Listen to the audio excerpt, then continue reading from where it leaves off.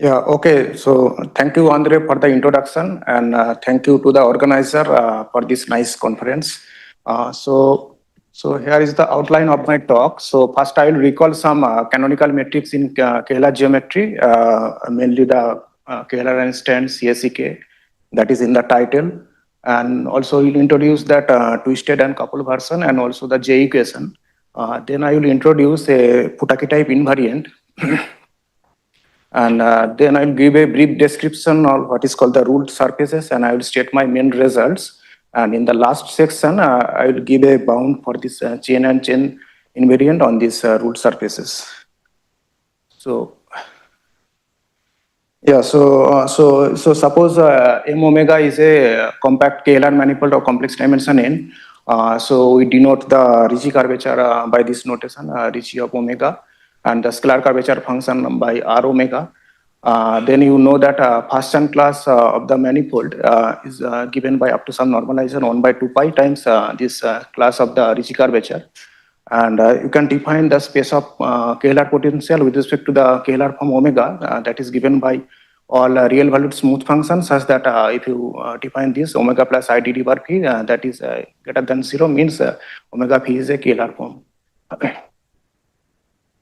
And then we say that omega is a Kähler-Einstein metric if the Ricci curvature is actually constant multiple of the your metric omega. And we say omega is a constant curvature Kähler metric, or in short CSEK metric, if the scalar curvature function is constant on our manifold M. Okay, and you can easily see that any KE metric is a CSEK, and converse is also true, provided that trivial necessary condition must be satisfied. That means that first and class must be the multiple of this the Kähler class, because if you take that because this condition will imply the first and class will be multiplied of lambda times this Kähler class omega. Okay, so again you fix your manifold M omega naught, and you now fix another closed real one-on form chi. Then following Stropa, so we defined this what is called chi twisted CSEK metric.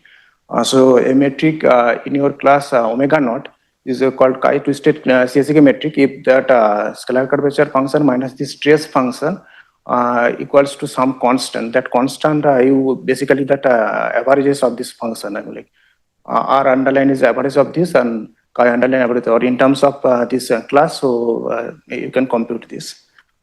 And then you can see that if in particular if chi is equals to 0, then this equation you get back your CSEK equation. And now you see two of the more particular cases. Suppose class of chi is equals to this 2 pi time first and class. Then by Calabi-Yau theorem, so this chi can be written as by Ricci of some omega prime in the class omega naught. And then you can see that omega prime is a chi twisted CSEK metric, but it may not be a CSEK. So, and another particular case is when the both classes are equal. In that case, actually, so this constant equals to n. And so note that in the earlier case that both constant are equal, so right hand side is 0. Now in the last case, so this constant chi underline equals to n, and chi can be written in terms of some omega phi for some Kähler potential phi in this space of Kähler potential. Then twisted CSEK equation becomes this. And you can see that, so this means that any CSEK metric, if you start with any CSEK metric, that is itself a self-twisted CSEK metric. Okay, so now, you can see that in the previous slide, so we have twisted that usual constant curvature equation with this equation. So what is called this J equation. So trace of chi with respect to omega equals to this constant chi underline. And so in the J equation case, we usually take like chi is also a Kähler metric.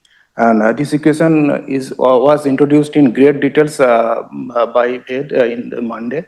And he also gives some motivation why this is important to study. And so anyway, so let's recall this. Simon Donaldson introduced this equation, and he also gave a moment map interpretation. Later, Susang Chen discovered this equation while he was studying this lower bound of the Mabuchi functional. Actually, so he found a formula for this Mabuchi functional. So he where he showed that this Mabuchi functional can be decomposed into two parts. One is the entropy, and the other is what is called the J functional. And the properties, one of the properties is that if you calculate the critical points, so those are basically solves this equation. So,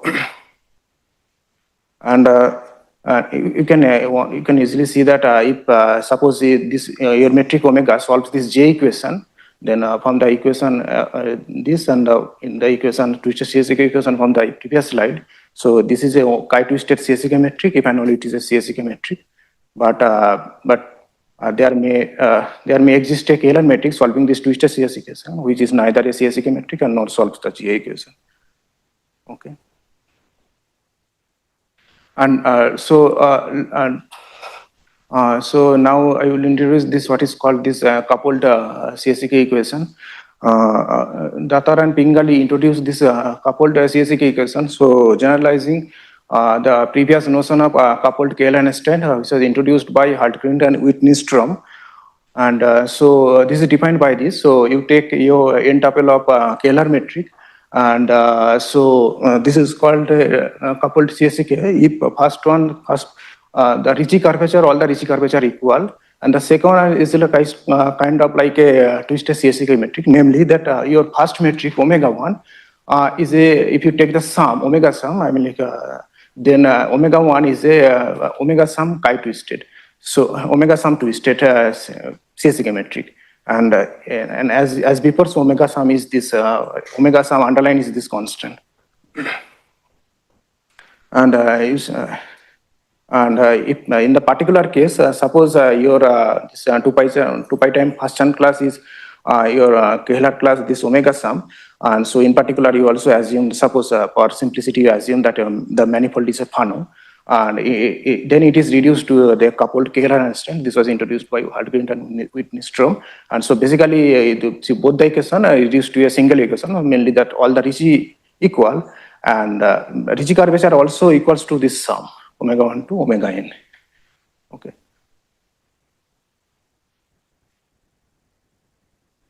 Okay. Now I introduce a Potake type invariant for this coupled CSK equation. So for that, so I'll introduce a vector field of 1, 0 type. So you fix a manifold, compact Kähler manifold M omega, and then you take a complex valued smooth function, and so then what you define, you take that you take that I mean form 1-0 form, and take that corresponding vector field you take that 0-1 form, and by your isomorphism you consider that corresponding 1-0 form, then so importance of this, so in particular instead of this function f, if you take the scalar curvature, so if that is a kind of so that is a like a holomorphic, so meaning that a del bar of the this nabla 1-0 omega s omega is r omega is 0. So then in that case, so that is also a kind of like a canonical matrix introduced by Calabi. So this is called the extremal Kähler metric. So yeah, so now you fix a n tuple of Kähler classes alpha 1 to alpha n, and then you can define this subspace of this space of all holomorphic in the space of all holomorphic vector fields. So what you need, so you take those points in this space such that these vector fields can be written as of this form. So for each of this omega j, and for omega j are Kähler metric in your fixed Kähler class alpha j. Okay, and then this space is independent of the choice of your metric omega I, and also so this is this tuple f1 to fn is called the n tuple of holomorphic potential for this 1-0 vector field xi. Okay, now I can define this Putaki type invariant. So following Datar Pingali, so we can define this Putaki type invariant. So for this, note that by this formula, in the first one is then that is the two-state CSEK type, and the second one basically that corresponding equivalent this because this is Ricci curvature of omega j equals to the Ricci of omega. Yeah. And as before this constant are computed by this. So then it can be shown that this coupled Putaki invariant is invariant of choice omega I, and yeah, so and also that choice of holomorphic potential, because those are because yeah, and you can see that if this tuple alpha 1 to alpha n admits a n tuple of coupled CSEK metric, then your Putaki invariant must be 0. So what this calls, so this is kind of a like a abstraction to get a coupled CSEK metric in this tuple of scalar classes.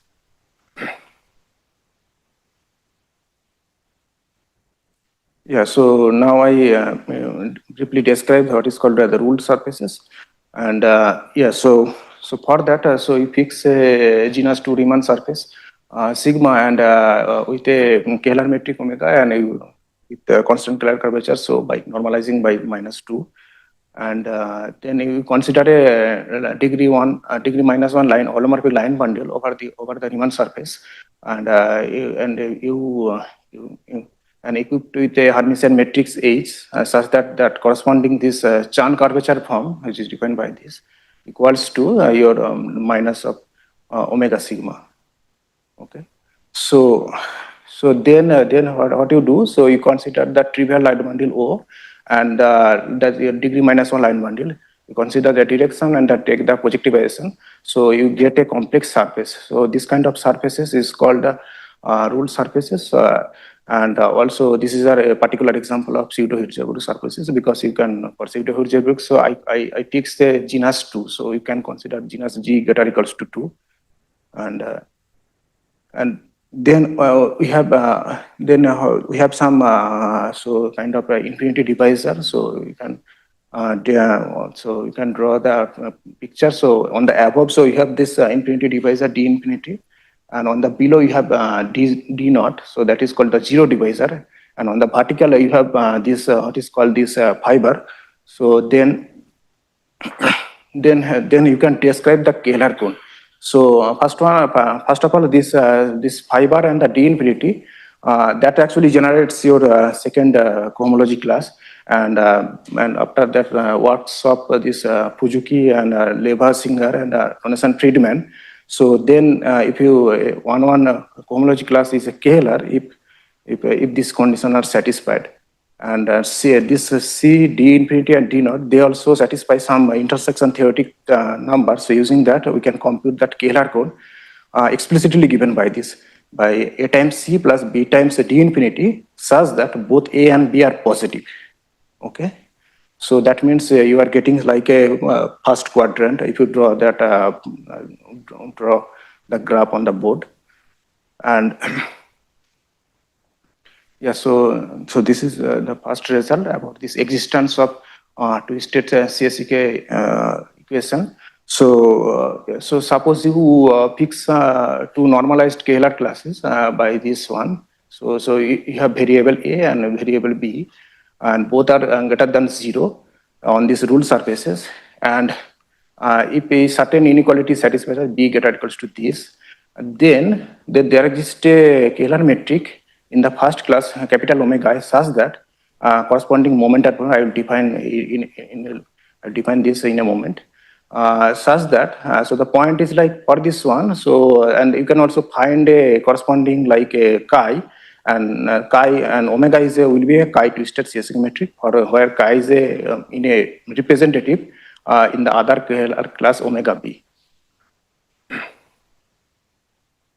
And about this solvability of this J equation or ruled surfaces. So again, you fix these two normalized scalar classes, but now this time, so you can get much. So this you can get another inequality b greater equals to this t. So then J equation is solvable. So that means you get something like omega in capital omega A and chi in omega capital omega B, such that this J equation is solvable. And one point is note that this constant, so I'm pointing, this constant actually greater than this. Okay. And but in contrast, so the point is about this coupled CSEK metric. The point is like we can explicitly compute this Futaki invariant, and we can see that Futaki invariant is do not vanish. So what that means? So actually, if you consider this again, this normalized scalar classes, so then that two pair does not admit any coupled CSEK metric, and and so combining this as a corollary, combining this theorem 4.3 and theorem 4.2 about this J equation, existence of J equation. So we can say more. So we can allow like any scalar classes instead of this normalized thing, like A1, A2 and B1, B2 are both A1, A2 and B1, B2 are both positive. So in that case, like I can say that if B1 equals to like 2 pi, then I don't say this class is just a normalized scalar class. Then that two pair is does not admit a CSK metric. But even if like in the more general case, if B1 not equals to 2 pi, then again that pair is do not admit a coupled CSK metric, but provided certain inequality satisfied. Because this comes from the solvability of this J equation things.